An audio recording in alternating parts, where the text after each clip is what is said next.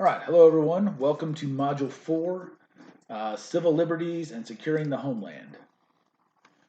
All right, so we've already talked a little bit about how legal aspects of Homeland Security, policy, all those things need to adhere to the Constitution and legal precedent, in order to make sure they adhere with civil liberties and preserving people's civil liberties, not violating personal freedoms here in America. So to talk about some of that, we need some kind of historical perspective on, where we've been, to kind of where we are now. So this issue is not new, right? This issue has, arisen several times during different periods of crises in the United States, from way back in the very beginning. And some of the commonalities those times are that leaders passed laws, to address periods of domestic and foreign threats. At the time, some of these policies and laws were popular, but then they also drew criticism and opposition. And then once the crisis abated, the constitutionality of them, the ethics of them, were then examined. So we have early republic, we had the Alien and Sedition Acts. During the Civil War, the writ of habeas corpus was suspended. So kind of the first time this happened was the Alien and Sedition Acts. So you had the Federalist Party. And we're talking about way back in early republic. So the Federalist Party supported Britain, and the Democratic Republican Party supported France. The Federalist Party controlled Congress, and they passed the Alien and Sedition Acts to suppress activism by French immigrants. So the Alien Enemies Act, the president granted authority to deport or imprison citizens of quote-unquote enemy countries. The Alien Friends Act, the president granted authority to deport or imprison citizens of friendly countries if they were deemed to be dangerous. Naturalization Act said that immigrants must live in the United States for 14 years before receiving citizenship. And the Sedition Act permitted the imprisonment of individuals who criticized the government, right? And that kind of flies in the face of, freedom of speech and some of the, other liberties that we have. So the Alien and Sedition Acts were strongly opposed, obviously, as violating the First Amendment. And they were passed while John Adams was president. So we're talking about real early on, second president of the United States, John Adams. When Jefferson became president, the acts were either amended, repealed, or just allowed to expire. And this is the first example of the time that constitutional liberties were taken away from certain groups. Right? So what's an enemy country? Right? And there are obviously lots of problems with these acts. So then up to Civil War time, so the writ of habeas corpus was suspended. So, excuse me, I was about to sneeze. The writ of habeas corpus is an order from a judge that provides for a hearing on the constitutionality of a person's imprisonment. Okay, so during the Civil War, Lincoln suspended that and ordered the military to detain all Confederate sympathizers, which included 1 congressman and 31 legislators from Maryland. So Article 3, Section 9 of the Constitution actually allows for it to be suspended in case of rebellion or invasion.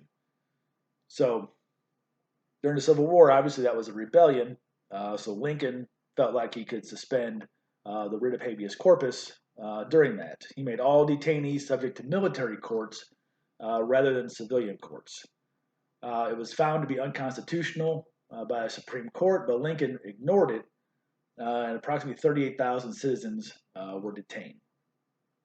So there's been a similar rationale also used to justify detentions of more modern enemy combatants. So then after that, starting in the early 1900s, we had communism and the Red Scares. Red Scares are periods when a climate of kind of political anxiety occurred in response to perceived threats from communism, anarchism, or other leftist subversion. So there's been 3 Red Scares in U.S. history. The first was in the aftermath of the 1917 Bolshevik Revolution in Russia, at the height of the Great Depression in the 30s, and then during East and West tensions during the Cold War in the 1950s. So the first one started The first Red Scare started after the founding of the Communist Party USA in 1919.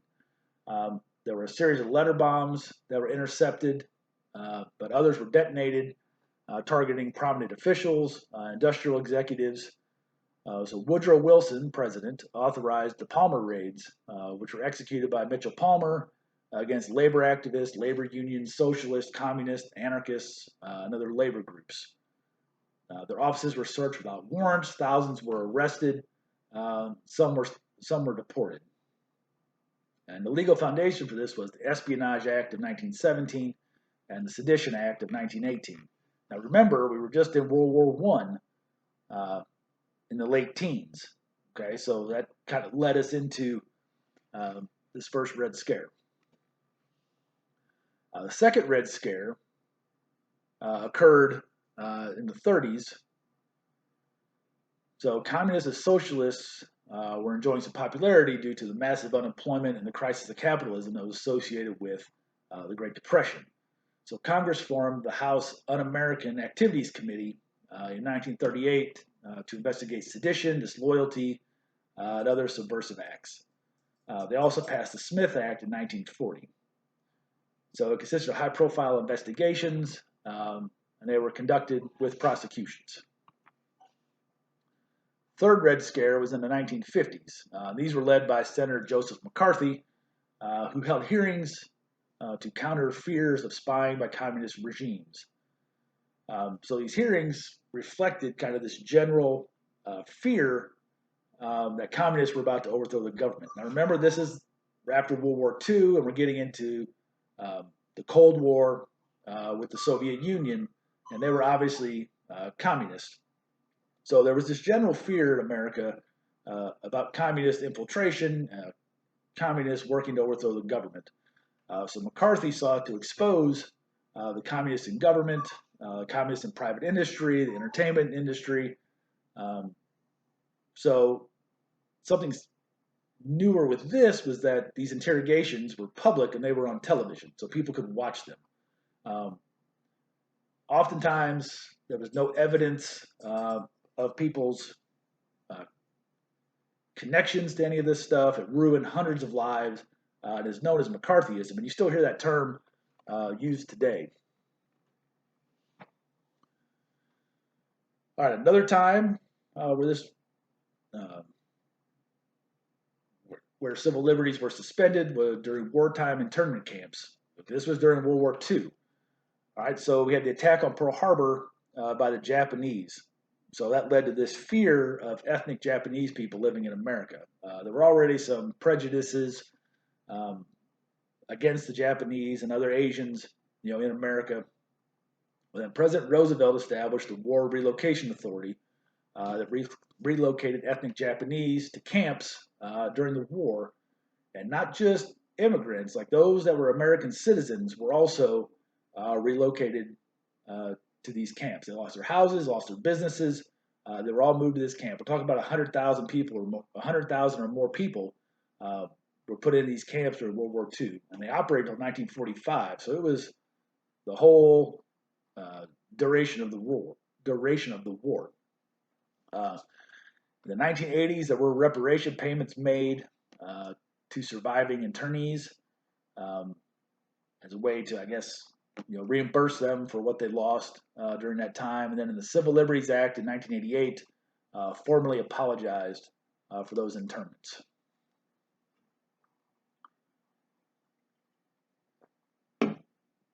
Okay, so that's kind of the historical view of where we've been. Okay, so this discussion of civil liberties and Homeland Security is nothing new. All right, so if you're a Homeland Security professional, right, you have certain objectives that you have to achieve, and certain things you have to concentrate on. So you're having to disrupt and prevent domestic terrorist conspiracies, right, from operationalizing their plans, from doing what they want to do. You got to stop that stuff. You need to deter activists from crossing the line between extremist activism and political violence, which is where you get into this concept of radicalization. And this is really the million-dollar question, right? What causes an activist to go from just being extreme, and having these extreme views, to then participating in violence, and it's something that has not been solved yet, but that's something that everybody's been working on. They need to implement laws and task forces to create a cooperative counter-terrorist environment, so get everybody working together, and then also minimize physical destruction and human casualties associated with these type of events. So how do you do that? Okay, those are some pretty big things, right? So how do you do that? So there's obviously theory about how it should be done, and then practically, how is it done, right? So every scenario in terrorist environment is going to be different, right? They're not all the same. Even, say if you're looking at jihadist, terrorists, those groups are not all the same, right? So there's really no single model or method that you could apply across every scenario or every terrorist environment, because there's always differences between everything. And you also cannot just take snippets of time and develop theory and policy based on that. So this process for projecting these models has to be longitudinal. It means it has to be over time. You have to see how things change. How do things adapt? What's going on, right? You can't just grab right here and right here and right here and make policy based on that. So you have these theoretical models that you come up with. So not only do they have to do those things that you want them to do, where you're stopping these plots and you're keeping people from becoming radicalized and going to political violence, but they also have to reflect human right protections and balance. Okay, so you have to balance that with human rights protection. You have to balance against the options of force and law enforcement, right? And sometimes that's a difficult thing to balance. So that's theoretically you have to do that. Practicality, you have to continually update and adapt your models to these emerging threats. Okay, so conceivably, you may have to require the controlling of dissemination of information or surveillance of private communications. There's conceivably there's these things that may have to be done, or at least that you believe have to be done, but challenge the fundamentals of civil liberty. Okay, so if you're talking about controlling dissemination of information, you're talking about controlling the media and what the media says and what the media puts out. Surveillance of private communications, you're talking about going back to this NSA stuff, collecting people's phone conversations, collecting people's emails, collecting people's internet data. Both of those present severe challenges to civil liberties. So having to balance this between human rights protections and then what we need to accomplish from a law enforcement, homeland security perspective, that's a very difficult wire to walk sometimes. All right, so let's talk about regulating the media.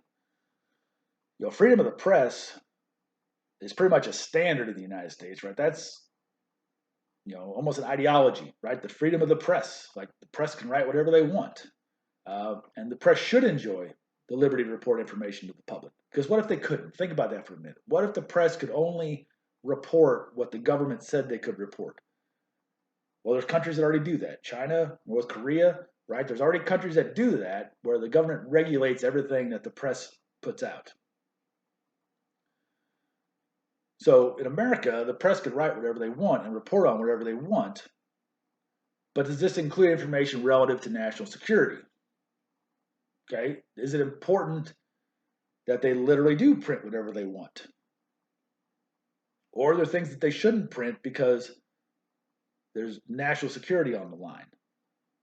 Okay, so if we're talking about broad official regulation of the media, that's really not something that's going to happen in America. There's no way to do that, to officially regulate the media. So how do they do it?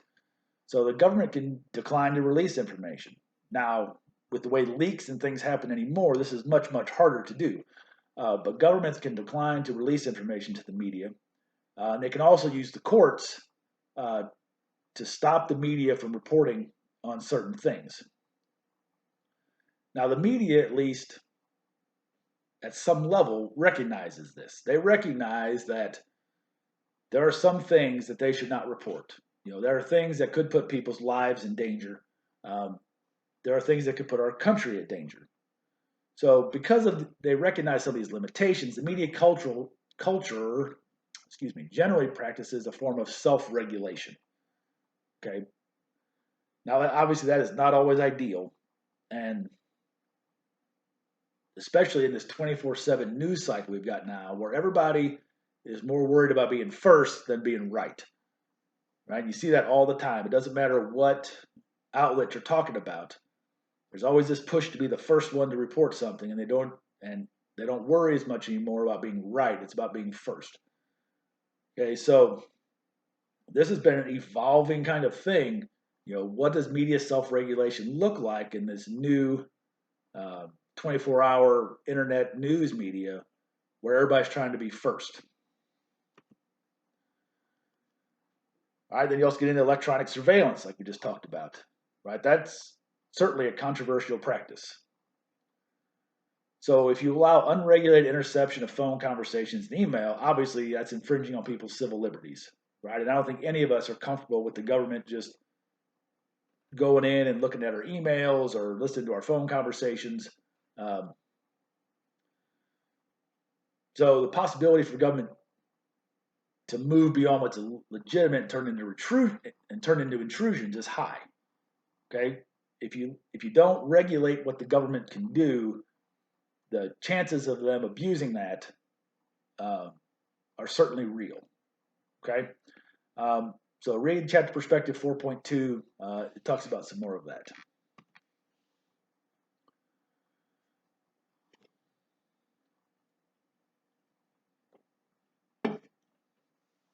Okay, so how do we counter extremism and still adhere to civil liberties?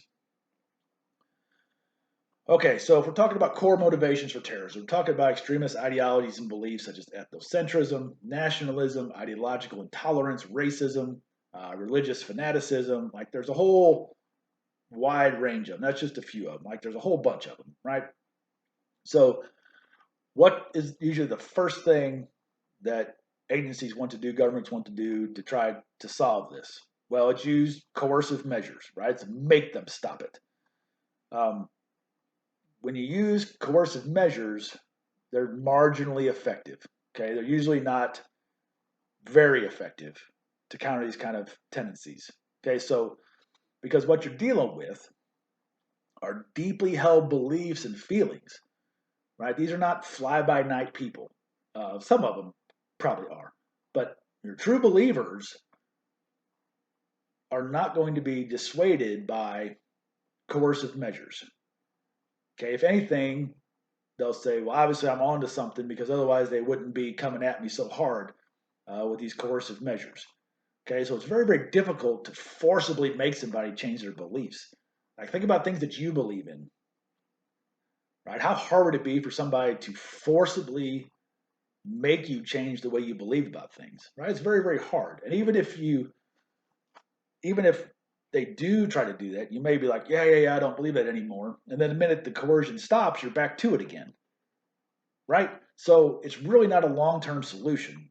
If you're using military power, things like that, you may be able to eliminate cadres and organizations, but it really isn't a long-term solution to eliminating the belief system, right? You may get rid of a group, but it's not going to get rid of the beliefs that they held, okay? And outright repression actually may mobilize people to violence. It may actually mobilize people to their group. All right, so just straight coercion, straight repression usually is not a very good long-term solution. So to combat extremism, you also have to use societal and cultural responses.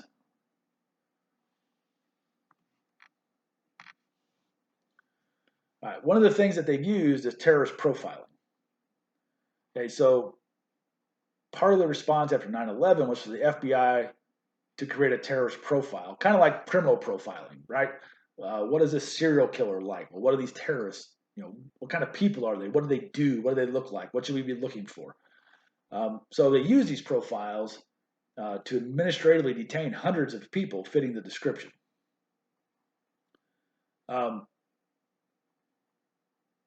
and they also had this kind of expanded authority after 9/11. The FBI did, uh, to surveil religious institutions, websites, libraries, organizations, really without any criminal suspicion. They were kind of just trying to figure out who is who and what is what, and they started surveilling uh, all different groups and people, um, trying to find that needle in a haystack without really knowing where to look, kind of thing. So obviously, these things were widely criticized by civil liberties advocates, um, because every terrorist group is different. Um, it's very difficult to create a terrorist profile. Academics have been trying for a long time to describe what a terrorist looks like who is a terrorist, what kind of background do they have, and it's very wide ranging. It really is kind of study specific. Um, so some of the argument was that this terrorist profiling could easily morph into racial profiling, where anybody that kind of fits this description all of a sudden now is a terrorist. Along with that, you had these labels um, that people started putting on terrorists. So when formulating these counter-terrorist policies, there's two problems, main problems. One, defining terrorism, and then labeling terrorism suspects. Okay, so there's quite a bit of debate about the definition of terrorism.